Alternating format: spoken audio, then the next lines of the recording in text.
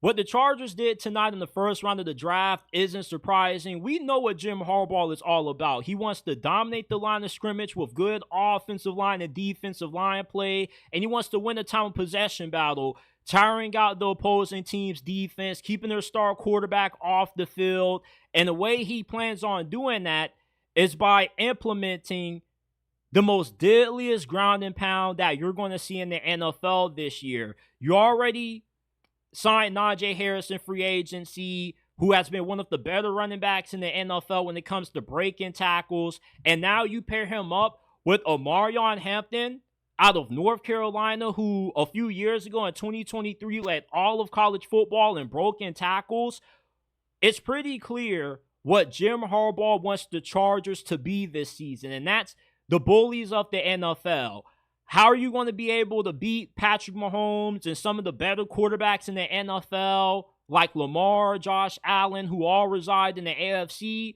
Well, keep them off the field. They can't beat you if they are not on the field to make enough plays to do so. And by getting Najee Harris and Omarion Hampton, you're getting two sledgehammers at the running back position. Opposing defenses are going to get tired as hell tackling these two bruising backs throughout the course of 60 minutes. Najee Harris was a lot better than what the stats may indicate he was with the Steelers. They never had an offensive line as good as what the Chargers are going to have going into this season. They recently signed Mekhi Becton as well. The Chargers could have the best offensive line in the National Football League this season. And with Omarion Hampton and Najee Harris running behind this O-line, both of these guys could easily go for over 1,000 yards. Omarion Hampton, to me, was the second best running back in this draft behind Ashton Jeanty. Not only is he really good at breaking tackles, but he moves incredibly well for a guy of his size. And he also is pretty good when it comes to pass blocking as well. He has really good vision. He reminds me a lot of DeMarco Murray. DeMarco Murray had a similar build to what Omarion Hampton does. He's not really agile, but he does have breakaway speed where if he does get a bunch of green grass ahead of him, you're going to have a hard time chasing him down from behind. Najee Harris, he's not as explosive as what Omarion Hampton is. Omarion Hampton is a bigger, big play threat than what Najee is, but these two guys put together in the same running back room is going to allow the Chargers to be the team that Jim Harbaugh wants them to be, and it's going to help them come playoff time. Once you get into the month of late October, November, that's when running the football becomes incredibly important.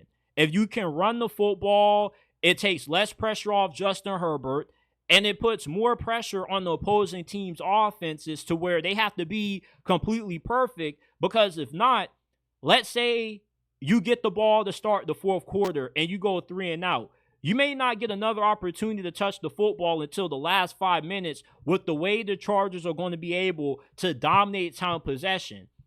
It's one thing to have a great pass rush, but you can beat Patrick Mahomes and some of the better quarterbacks in the league, not just by being able to get after them consistently, but also just keeping them off the field. And it sounds easier said than done, but this team is built perfectly for the brand of football that Jim Harbaugh wants to play. He doesn't want to win games throwing the ball 30, 40 times. He wants to win games running the football 30, 40 times, tiring out your defense. And a lot of teams in the NFL don't have enough depth on the line of scrimmage to keep guys fresh enough to avoid getting worn down. So come the fourth quarter, if you do want to try to take some shots downfield and get the passing game going, it's a lot easier to do so. Now more teams are going to be playing the run since you've been running it down their throat for the first 45 minutes of the game. They get worn out, they get tired. Defensive coordinators get a little bit more aggressive because they feel more pressure to get their star quarterbacks back on the field. And that's when Justin Herbert can start killing them over the top with big plays down the field to Ladd McConkey and whoever they choose to draft at receiver or tight end with these last couple of picks that they have. with day 2 and day 3 of the draft. So this was a great pick by the Los Angeles Chargers, and it didn't really surprise me once Colson Loveland and the tight end from Penn State, Tyler Warren, were off the board. It was pretty evident they were going to go running back. Travion Henderson would have been a really good pickup as well.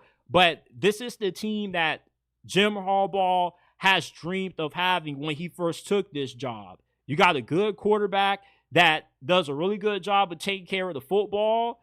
And when you only need to rely on him in critical situations, it makes it a lot easier for him to step up. And it also makes it a lot easier for him to have success in the postseason now that he doesn't have to be playing at an MVP level to win you postseason games. Now you can ask Justin Herbert to only throw the football 20 times a game, and you're good enough to win that way. Old school football can still win in this new age of the NFL when it's a pass-heavy league. A lot of teams now are running a lot of cover two man because they want to take away those deep plays downfield.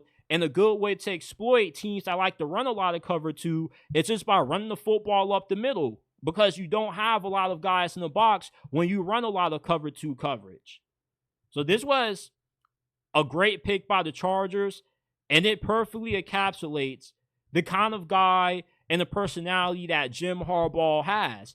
He's a tough, hard-nosed coach, and that's the mentality that the Chargers are going to have this year. They just want to bully every single team that they played this year, and getting Omarion Hampton is going to help them do that.